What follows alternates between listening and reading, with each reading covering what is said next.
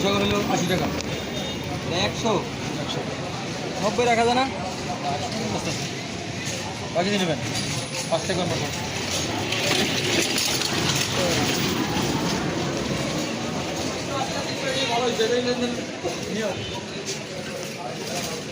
সব আমনি সব তো সব টাটকাই সব দু একটা খাইতে পারবেন। ইনটাক তো একেবারে তাজা।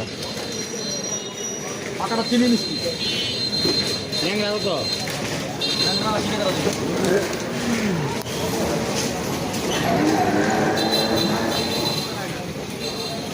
আর তো নাস্তা খাওয়াবেন খাওয়াবেন হ্যাঁ খেতে দেবো, বাচ্চাদের লেগে না আর কি, নিজেরা খেতে পারবে।